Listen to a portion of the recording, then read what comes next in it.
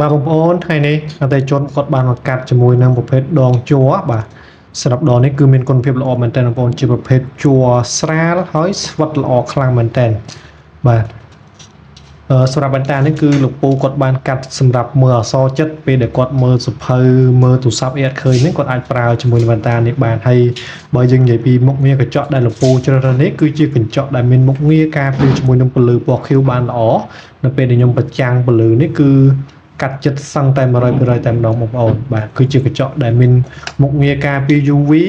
បានសឹងតែ100%តែម្ដងអញ្ចឹងបើសិនជាពុកម៉ែបងប្អូនមានតម្រូវការចង់បានវ៉ែនតាមិនថាការពារពន្លឺមិនថាតម្រូវទៅតាមផ្នែកវិញ្ញោបវ៉ែនតាមនុស្សចាស់អានអក្សរចិត្ត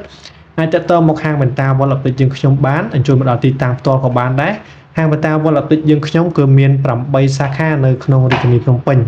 ហើយបើសិនជាបងប្អូននៅតាមខេត្តអីអាចឆាតចូលទៅក្នុង Facebook Page របស់ហាងវ៉ែនតា Wall Optic យើងខ្ញុំក៏បានឬក៏ឆាតចូលទៅក្នុង Telegram ក៏បានដែរបងប្អូនបាទសម្រាប់ទីតាំងហាងវ៉ែនតា Wall Optic សាខាទី5គឺនៅទល់មុខជាមួយនឹងក្រុមហ៊ុនដឹកជញ្ជូនវរៈបន្ថែមសាខាទូលពងរោ